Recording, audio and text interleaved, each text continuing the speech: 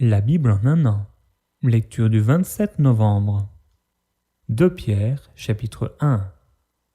Simon Pierre, serviteur et apôtre de Jésus-Christ, à ceux qui ont reçu en partage une foi du même prix que la nôtre, par la justice de notre Dieu et du Sauveur Jésus-Christ.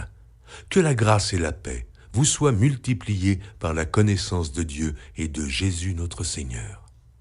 Comme sa divine puissance nous a donné tout ce qui contribue à la vie et à la piété au moyen de la connaissance de celui qui nous a appelés par sa propre gloire et par sa vertu, lesquels nous assurent de sa part les plus grandes et les plus précieuses promesses, afin que par elles vous deveniez participants de la nature divine, en fuyant la corruption qui existe dans le monde par la convoitise. À cause de cela même, faites tous vos efforts pour joindre à votre foi la vertu, à la vertu, la science, à la science, la tempérance, à la tempérance, la patience, à la patience, la piété, à la piété, l'amour fraternel, à l'amour fraternel, la charité.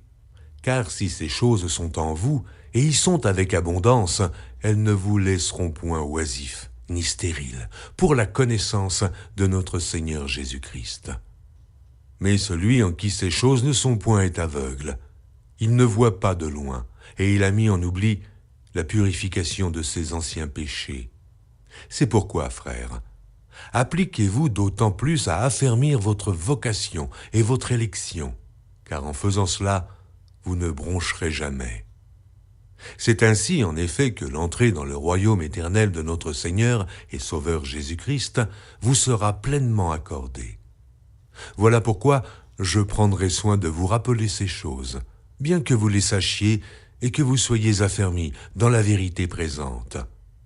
Et je regarde comme un devoir, aussi longtemps que je suis dans cette tente, de vous tenir en éveil par des avertissements, car je sais que je la quitterai subitement, ainsi que notre Seigneur Jésus-Christ me l'a fait connaître. Mais j'aurai soin qu'après mon départ, vous puissiez toujours vous souvenir de ces choses. Ce n'est pas en effet en suivant des fables habilement conçues que nous vous avons fait connaître la puissance et l'avènement de notre Seigneur Jésus-Christ, mais c'est comme ayant vu sa majesté de nos propres yeux. Car il a reçu de Dieu le Père honneur et gloire, quand la gloire magnifique lui fit entendre une voix qui disait « Celui-ci est mon Fils bien-aimé, en qui j'ai mis toute mon affection. » Et nous avons entendu cette voix venant du ciel, lorsque nous étions avec lui sur la sainte montagne. Et nous tenons pour d'autant plus certaine la parole prophétique, à laquelle vous faites bien de prêter attention, comme à une lampe qui brille dans un lieu obscur, jusqu'à ce que le jour vienne apparaître et que l'étoile du matin se lève dans vos cœurs. Sachant tout d'abord vous-même qu'aucune prophétie de l'Écriture ne peut être un objet d'interprétation particulière, car ce n'est pas par une volonté d'homme qu'une prophétie a jamais été apportée, mais c'est poussé par le Saint-Esprit que des hommes ont parlé de la part de Dieu. Daniel, chapitre 4. Nebuchadnezzar, roi, à tous les peuples, aux nations, aux hommes de toute langue qui habitent sur toute la terre. Que la paix vous soit donnée avec abondance. Il m'a semblé bon de faire connaître les signes et les prodiges que le Dieu suprême a opérés à mon égard. Que ces signes sont grands, que ces prodiges sont puissants.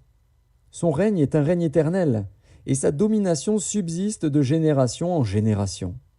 Moi, Nebuchadnezzar, je vivais tranquille dans ma maison et heureux dans mon palais. J'ai eu un songe qui m'a effrayé. Les pensées dont j'étais poursuivi sur ma couche et les visions de mon esprit me remplissaient d'épouvante. J'ordonnai qu'on fît venir devant moi tous les sages de Babylone, afin qu'ils me donnassent l'explication du songe.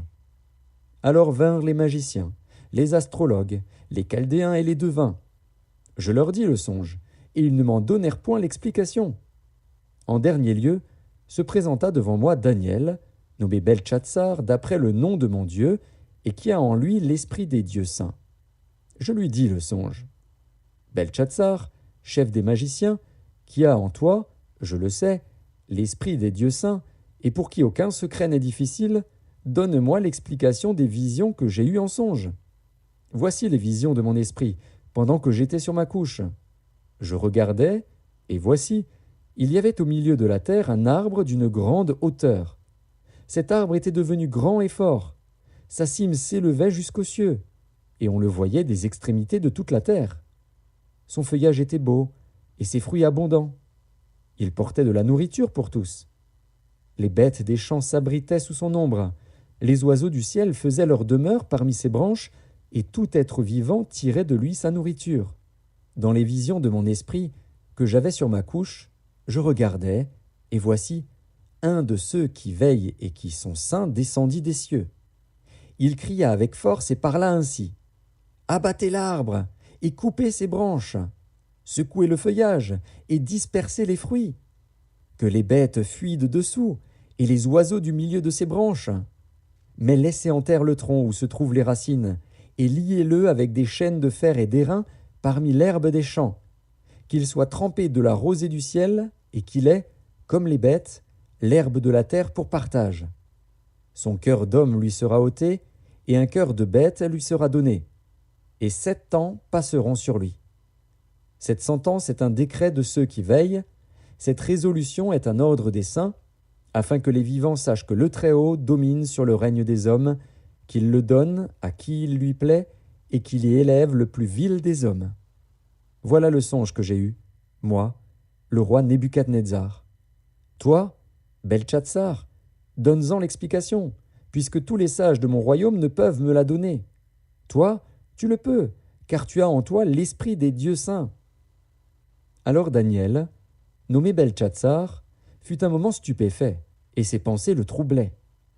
Le roi reprit et dit « Beltchatsar, que le songe et l'explication ne te troublent pas. » Et Beltchatsar répondit « Mon Seigneur, que le songe soit pour tes ennemis et son explication pour tes adversaires. » L'arbre que tu as vu, qui était devenu grand et fort, dont la cime s'élevait jusqu'aux cieux et qu'on voyait de tous les points de la terre, cet arbre, dont le feuillage était beau et les fruits abondants, qui portait de la nourriture pour tous, sous lequel s'abritaient les bêtes des champs, et parmi les branches duquel les oiseaux du ciel faisaient leur demeure, c'est toi, ô roi, qui es devenu grand et fort, dont la grandeur s'est accrue et s'est élevée jusqu'aux cieux, et dont la domination s'étend jusqu'aux extrémités de la terre.